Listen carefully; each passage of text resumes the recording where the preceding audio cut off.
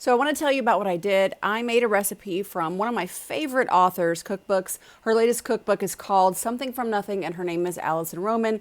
I made an entire dish out of her cookbook this past week for my family, and then I did the math. I looked at 3 different scenarios to see how much savings I could realize from growing my own food. So I didn't just say, hey, here's a big garden, you can save $1,000 on your groceries, but then not give you a real plan. What I did this time around in this video, you'll see, I said, here's a recipe that we love. Now let's work backward and see 3 different scenarios. What does it cost when we price this food at the local grocery store? The one that's on the way home from work, you're tired, you got to grab some stuff, you're not looking for the cheapest, you're just looking for the most convenient. So how much does that cost for the recipe versus a little bit of planning? We're going to go to your local discount grocery store and see what that would cost. And then finally, we're looking at a realistic situation where you're growing 4 major crops of your own, and that's what you're going to use for this recipe. And we're going to compare those 3, and I think that you will be surprised when you see how much money you can save. I really want to show you here what this looks like for you, what it can look like. 3 different versions of the true cost of cooking, and I call this my Dilly bean stew edition. So I'm going to compare 3 different versions here. One is a convenience. It's the closest store to your house, on the way home, after work. The second one is the budget shopping version. So these are some smart grocery hauls you're doing. You're doing a bit of planning. You are planning out your menu at the beginning of the week. Maybe you're doing a couple of special shopping trips to get the cheapest price. And finally, this is the homegrown version. This is garden to table. This is the lowest financial cost, but your highest time and effort. So this is how much you can maximize your savings by growing your own food. This is a different approach than I usually take, and it's a different approach than I've seen others take, because what I'm doing, instead of saying, here's a whole tray of seedlings and these seedlings can save you $1,000. Wow, look at that number. What I'm saying is, here's a recipe. Let's work backward from a recipe that you might love to eat because it tastes amazing. And let's see what you could save if you went the convenience route, the budget route, and the homegrown route. And then that way you can make your own decision as to what's right for you. So this recipe is Alison Roman's Dilly bean stew with cabbage and frizzled onions. It is a comfort dish. It's from her latest cookbook called Something from Nothing. I highly recommend it. There's a link to it in the description below. This cookbook's awesome. She really takes the approach of, let's make a cookbook full of pantry staples that you have on hand, and we'll add a couple of different ingredients to those staples, and you're going to come up with a delicious dish that has layers of flavor. Everyone's going to love it. She is a master at this. She always makes me look good whenever I choose to make her recipes, and I believe wholeheartedly that you'll find the same to be true.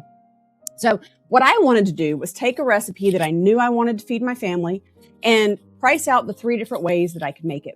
Number 1, the first one is the convenience option. We went to Ingles. I paid for accessibility. It was close by. There were some ready to cook components that I could have chosen. I didn't, but I went ahead and made sure that I was doing an apples to apples comparison. But just know that when you go for the convenience and you have the money, you can get things like pre-shredded cabbage. For this example, though, I made sure to use a whole head of cabbage in all the cases so that we were comparing apples to apples. Now, Aldi is the budget version. It requires a little bit of bulk shopping and some planning. It does have a significantly lower cost attached to it. You do have to purchase those whole ingredients, and you have a limited brand selection. And then Homegrown is your self-sufficient option. Let me move myself out of the way here, if I can. There we go. Homegrown is the self-sufficient option. This is your lowest cost, highest effort. Requires your planting, tending, and harvesting, but you get the freshest ingredients with minimal environmental impact and lower cost out of your pocket. So what does this look like? We're going to pop this back down here. All right, we're going to start with the onion. So there are 4 ingredients we're looking at pricing for this recipe. A yellow onion, cabbage, white beans, and dill. Those are the 4 fresh or produce type ingredients that you could grow and that are easy to grow and typical for people to grow in a home garden. The first is the yellow onion. At Ingles, a single yellow onion cost me 75 cents. Actually, I was able to buy a single onion at Ingles, but it cost me 75 cents. At Aldi, I had to buy a little bag of onions, but again, it was 35 cents an onion. So Ingles was 75, Aldi was 35. My homegrown onion was 10 cents. So the seed cost was a few pennies per seed. And then by the time I calculated the time, fertilizer, water, and labor, it was right around 10 cents per onion. So Aldi saves 53% versus Ingles, and homegrown saves a whopping 87% versus Ingles. So you've got some real good savings here. The next ingredient that I priced was my protein powerhouse, and that was white beans. Now, these are white kidney beans or cannelloni beans. You could also use a Great Northern bean. The recipe called for two 15-ounce cans. At Ingles, they were $2.50. They were $1.25 a can, so that was a total cost of $2.50. Aldi was $1.60 per can, or $1.60 for 2 cans, and that was 80 cents a can. So there you can see a significant savings. And for homegrown, I priced out 10 bean plants once dried, and I harvested all of those dry beans from them. I will get 10 bean plants will give me those beans that I need to make those 2 cans. And that's 50 cents total for the bean cost, which is minimal and sometimes can even be zero if you save your own seeds. Plus the fertilizer is negligible, water. The time in the garden bed was probably the highest cost, because the longer you have those beans in your garden, they have to dry on the plant. You can't grow anything else in that space. But overall, 50 cents total for those beans. So you're growing your own beans will reduce the cost by 80% compared to Ingles. The next vegetable was my cabbage. Now, this is the cruciferous star. This is the high in vitamin C, high in fiber, wonderful for your health, delicious to eat, very, very good for you. And here's the comparison. Now, the recipe called for 1/4 of a head.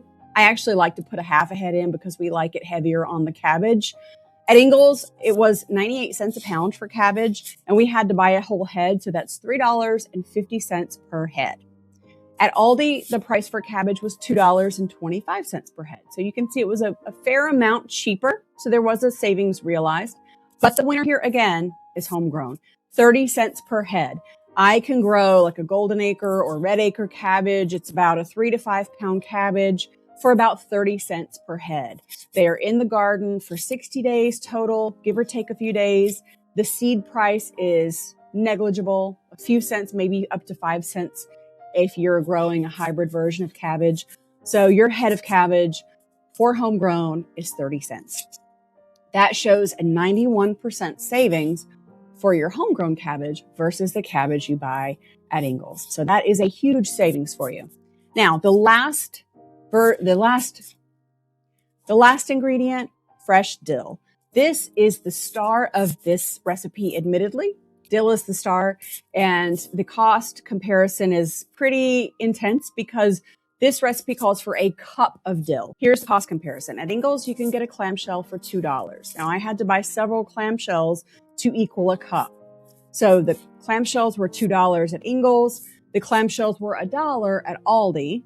But the homegrown price was 25 cents. So 25 cents for a single plant, and that gave me all the dill I needed. I could definitely get a cup of dill from a single plant. So my savings of, comparing your convenience option with homegrown was an 88% savings compared to Ingles to homegrown. Now, you're still seeing here in the middle of this, if you decide, once you watch this video and you say, you know what, Michelle, growing my own food would be great, but I don't know if I can commit to all that. Seriously, this middle option is going to be good for you. You're going to realize some savings with a little bit of smart shopping, but you really, really are going to realize food freedom more if you're able to grow your own. And that's what I want to show you with this comparison. So the total vegetable cost for this recipe using 3 shopping strategies. Ingles was your convenience, and it was $8.75 for the baseline cost for this recipe. Now, I do want to say this makes a huge pot of stew, and for a family of 4 to have 2 bowls each for dinner, and then mom and dad to have a bowl for lunch the next day, that's like $2 a serving. So it's still not a horrible recipe price-wise. Aldi was the budget version. It just requires a little bit of planning and a little bit of maybe a teensy bit of bulk shopping, meaning if you buy onions, you might have to buy onions for a few recipes rather than just one. The cost for Aldi was $5.20. So that's still a 41% savings. And finally, your Homegrown is the big winner at a total cost of $1.15. This is an 87% savings over your baseline price of $8.75. And it costs less than a single can of beans at Ingles. So to provide all of the vegetables yourself, Homegrown, costs less than a single can of beans. I thought that was a really neat insight, and it's the reason that I grow as much of my food as I possibly can. Now, there are some things that your price tags are not going to tell you. Now, I want to tell you about your time, effort, and planning, and I want to move myself out of the way so you can see. Ingles is your convenience option. The time is super low, minimal, 5 minutes or less. Effort is minimal. Planning, none, right? Like you're going to stop by whatever store. Maybe for you, it's Harris Teeter or Wegmans or Buy Low or gosh, Food Lion or who knows, Harris Teeter. We don't know. Whatever's convenient for you, but you're going to pay for that.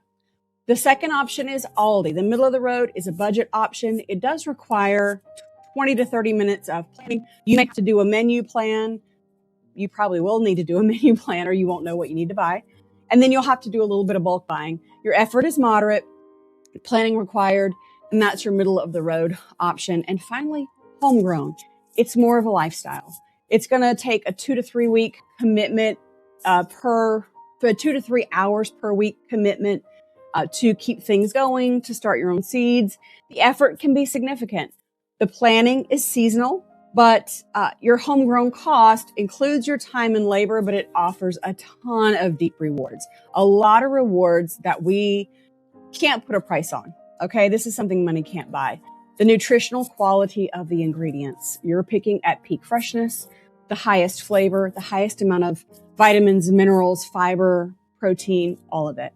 2, you're getting around food security issues. You have resilience against supply chain problems that others might face. That's just not your problem when you grow your own food. Your environmental impact is much less. You have zero packaging, very small amount of transport emissions, if any at all. Your mental health, you have stress relief and the connection to nature whenever you're doing this gardening. It's amazing. It's second to none. I can't recommend it enough. And you're building skills that are going to cultivate a lifelong self-sufficiency for you. These are the 4 ingredients. Like I said, if you want to go move from grocery store into being a gardener who gets these out of your own garden instead of the grocery store, these are the 4 beginner-friendly crops. Fresh herbs like dill, they're very container-friendly. You'll have a continuous harvest. Onions, you'll plant them in spring. They're very low maintenance. Beans, you direct sow them. They actually improve your soil health.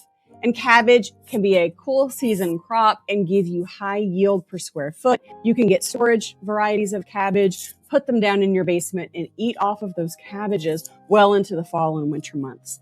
And all of this can be had for an initial investment of $20 to $50 upfront investment all in for seeds and supplies. And that can last you your whole season.